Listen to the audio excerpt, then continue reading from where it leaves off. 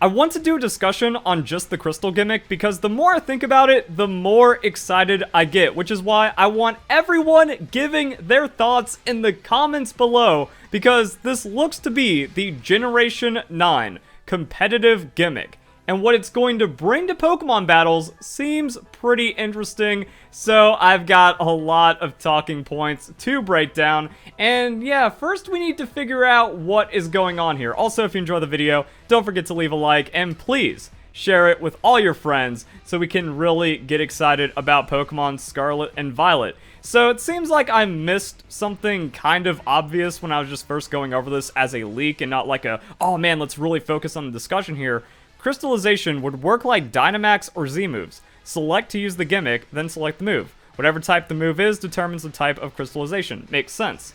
Now, what threw me is I was like, oh, I would hate it if there's like a way that you have to click on it and then all the types pop up and you have to select the specific type. That's because the example, as I was just reading it off the cuff, was terrible. You know, Crystallization Gimmick seems to power up types, so it's like gaining an additional stab. For example, you can power up Pikachu to get a Fire-type boost, but it won't get the weaknesses.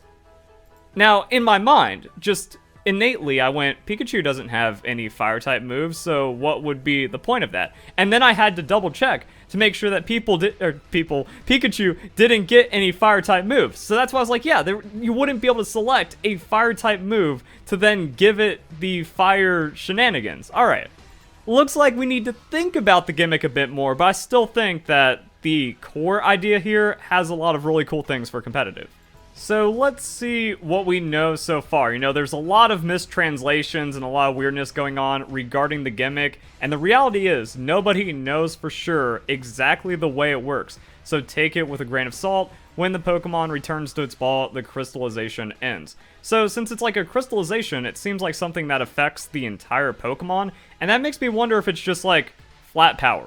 Like, you activate it, your Pokemon just gets some kind of power up, maybe it's just like 25% damage on all of its moves, so seems to power up types. Maybe it like powers up all types, and that's kind of the way the crystallization activates. And even going to the second trailer, what I thought was really interesting about the way they introduced this is like, why is the Pokeball also flying through it? It kind of gives it that more logo branding than the actual battle gimmick. What if that is like the representation? As you're throwing your Pokemon into battle, it's activating through the crystallization. So that actually makes a bit more sense. And I also really like the idea that when the Pokemon returns to its ball, the crystallization ends. So this is where I'm getting into the ideas behind how the gimmick works and what this means for actual competitive battling. So yeah, like, the problem with Mega Evolution, I kind of mentioned this in my last video, is that you always have the Mega. You can Mega anytime, just get the free tons of stats, and then there's no penalty. You can also just kind of switch out the Pokemon. You know, if your Mega Pokemon's threatened, you switch into fodder. And then you can sack that fodder to then maybe bring in another Pokemon that gets rid of the thing that's threatening the threat to your Mega. So really, the entirety of like a Mega format just becomes posturing around your Mega, since it's the most powerful thing you possibly have access to, and starts getting annoying after a while. And then things just got a lot weirder with ZMoves, because it was ZMoves and Megas together, and in a 3v3 battle spot, well, there goes 2/3 of your team slots. Like, you need a Mega, you need ZMoves, or else you're just lacking way too much power.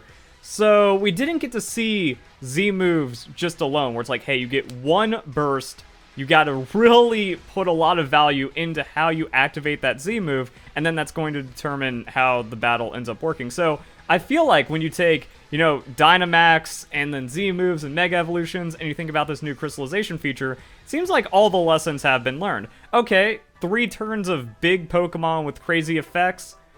A lot of people didn't like it. Did have some like weird balancy things to where it did, like, it could just snowball to where the stat boosting you get off of that could be too much. Also, if you just got more value out of your Dynamax from just RNG of having better team selection, it really kind of multiplied the value of team selection. Sometimes the Dynamaxes were just harder to counter. Same thing for Mega Evolutions. Like, yeah, Mega hits the field and uses a stat boosting move. Game can be over right there and you're just a couple turns in. So things kind of got ugly pretty quick. But then Z-moves sometimes had a really big impact, but nothing as permanent as some of the other effects we see from like Dynamax and stuff. So yeah, how about this? Like, you put your Pokemon in, you gotta commit to it, And then when you choose that thing, boom, you're just a bit stronger. The weird thing about that to me, though, is that it has no defensive utility. And that was kind of the thing about Dynamax. Dynamax really didn't work for tank Pokemon. Like, you got to maybe Dynamax and then use your max guard, and that made it to where you weren't taking, like, chip damage from protecting or something and being able to, like, survive the onslaught. But it was just slight nullification, and you couldn't just spam guard to, like, completely cancel out Dynamax, because then that would kind of defeat the point of the thing. Mega Pokemon, they could still, like, stat up. Mega Sableye being one of my favorite, if not my favorite. Like, I think, like, in retrospect, like, yeah, Mega Sableye was my ace. I just kind of only used him because that was the best Pokemon in the game, and that was just kind of prankster setting up, and then Dynamaxing, and then being, like, just unstoppable because, or not Dynamaxing, Mega Evolving, and then being completely unstoppable. But Z-moves. Z-moves are where things get weird, because there was utility behind Z-moves, that you could use certain status, and then you got extra speed boost on top of it. You could do something stupid like Z-Sand Attack. That's it. Like, that's your one Z-move as well, so you're giving up, like, a crazy extra boosted attack. That's another weird thing about Dynamax. You get, like, 3 turns of Z-moves under a double health pool. Quite a bit more impactful. So evasion up means they have a 25% chance of missing, but also accuracy down means they have 25% less accuracy, which means it's actually more value than if you just went like +2 evasion or +2 -2 accuracy on the opponent. And then you could set up or just kind of do weird things from there. Z-Yawn Togekiss.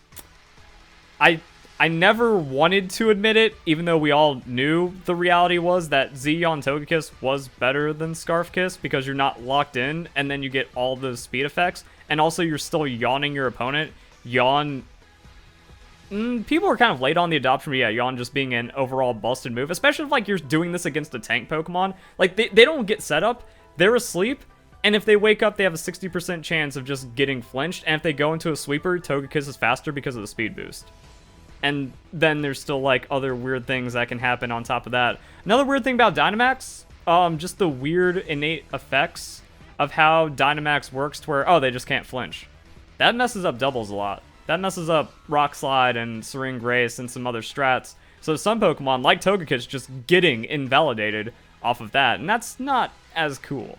But unfortunately, the versatility of some of the Z-move shenanigans, even though Fan Fridays popped off, and like I said, the Sand Attack and Yawn and like some other really weird stuff, you can just kind of turn that into a win condition, still overshadowed by Megas for Generation 7. So yeah, if we go back to the whole crystallization thing, more power. Maybe I wonder if it like gives just extra stats. Like, what if it also gives defenses? Because I'd imagine that from a crystallization that you are getting some hardening on top of it.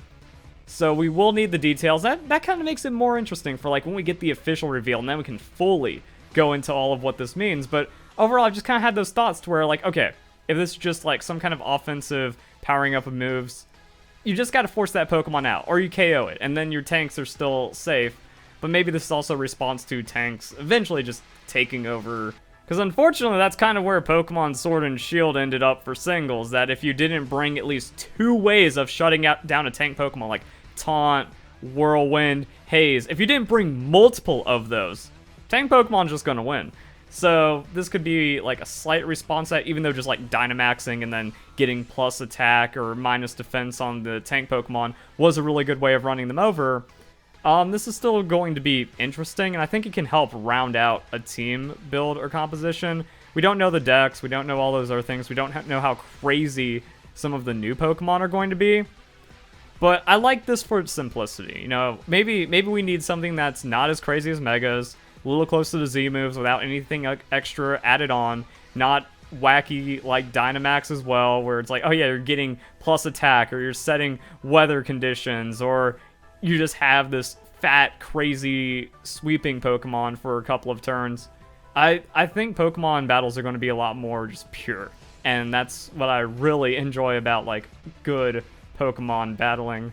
Also, I really like this, because another thing that's been happening with Pokemon is that it's just boring nonsense, over-switching, switch to switch into a switch prediction, double switch. Like, one thing I think would make Pokemon a lot more interesting if there was a switch lockout. Like, if you switched to Pokemon, you had to commit to that Pokemon for at least a full turn.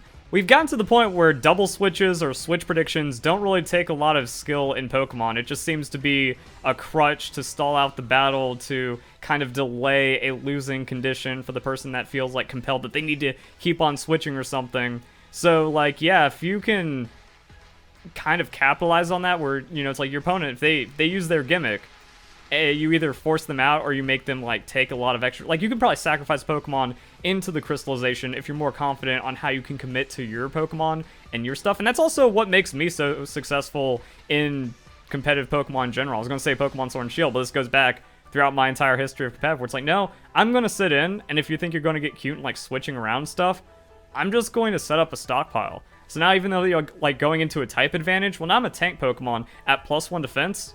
That super effective hit effectively isn't a super effective hit anymore. You know, one of those things where you go for a Dragon Dance or something instead. It's like, no, I'm just going to stay in, and now your switch is negated by the stats I'm gaining, and then the game gets kind of ugly after that.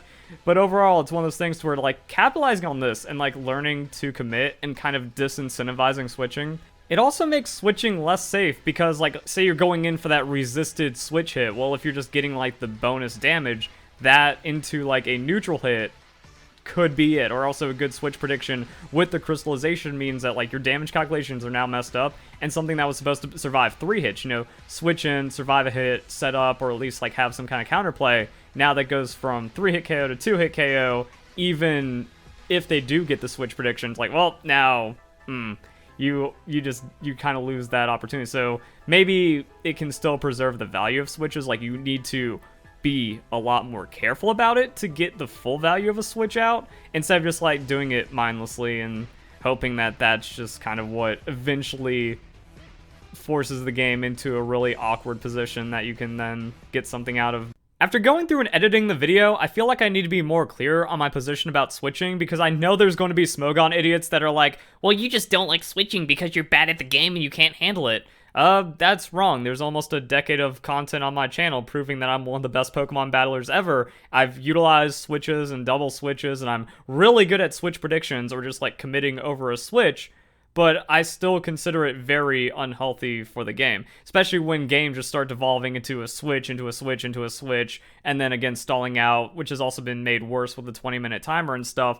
But even outside of the timer, it's still not good for the game. And thinking about it, it'd be more interesting to have, like, a 2-turn lockout for a switch, because it does kind of create that, like, you have to think ahead on what your opponent can switch into, but then if they switch, now they're also in a 2-turn lockout as well, so it's going to force more action and more commitment, and that takes more skill to express. It also reduces a lot of RNG around just team compositions, where you're picking 6 out of 1,000 random Pokemon versus 6 out of 1,000, and sometimes there's just nothing you can do about it. There's, like, one Pokemon that you can't really get over, and every time you try to, you know, get momentum in the game, that Pokemon just hits the field. Then you switch, they switch, you switch, and that Pokemon hits the field again. Again, like, switching without consequence just brings the game to too much of a halt. But it's not interesting or engaging. Also, like, the hide the mega comp, those aren't fun either, because the sad thing about when megas were in the game is that you could sack all 5 of your Pokemon just to take out 1 or 2 enemy Pokemon that were, like, the counter to your mega, but if they had nothing left to deal with your mega, you just win. So you could just not play the game and then just kind of give up everything, but hey, they lose the one thing that could have stopped you. You win in the end, and then the 6-0 sweeps are out of control. So you didn't see that as much with Dynamax, even though it, like, was a possibility. But also, both sides having the somewhat equal power of a Dynamax, where you're getting all these boosted moves on any Pokemon, the expanded health pool, a lot of extra utility, and just this online power, to where it's like, okay, at least I could use my Dynamax to halt that, or get enough momentum to where they're going to have a harder time just straight up hard sweeping me. And yeah, there was a bit more interesting stuff going on there.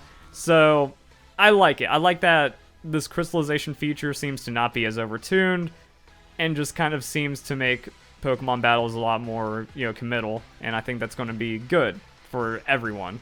Also, because now this gets us talking about actual competitive Pokemon battles, it makes me more excited. Like, when we get the reveal of this feature, I'm kind of speculating, like, depending on how things are going, like, maybe it is an August reveal, and maybe it is kind of closer to Pokemon Worlds, and then we kind of get, like, our big, oh yeah, here's, like, the competitive stuff trailer that like what we saw with Pokemon Sword and Shield. That was actually one of my favorite trailers. Where it's like, oh, we're seeing new abilities, we're seeing new interactions, and then we learn about the Battle Stadium, which is the greatest thing ever. This was the most hype announcement for me for Pokemon Scarlet and Violet. Not like a new Pokemon reveal, not the Dynamax, not the Wild Area, not all these other features, but that there's a true ranking system in Pokemon and competitive is being taken seriously. And if Scarlet and Violet holds true to that, and I don't see any reason why they wouldn't, with a better competitive feature. And don't get me wrong, I enjoyed Dynamax. Pokemon Sword and Shield Generation 8 was one of my most successful competitive campaigns. I was very, very strong. Really, the only thing holding me back was the 20-minute turn timer, but that held everyone back and also just kind of killed 6v6 and killed a lot of competitive. So it's going to be about a good, robust rule set, not making the game unplayable through even like a friendlies timer, where if I'm battling my friend, there's nothing wrong with a 60-minute timer. You know, like I don't understand why it was 20 minutes and there was nothing you could do about that. And then other competitive support is also going to be really nice. And it seems like there could be some care with how the Crystalization Gimmick works. Also, according to an earlier batch of leaks, seems to be the main gimmick of the region. All Pokemon can use it, most NPCs use it in the game, so very similar to ZMoves. Activated by new ball-like items, so it's not like, oh yeah, you put the fire crystal on the Pokemon and then that augments it into fire. So still ambiguous as to what's going on there, also different. So there's like multiple gimmicks that are being leaked, whether or not they're like truly the gimmicks. So different kind of form Pokemon.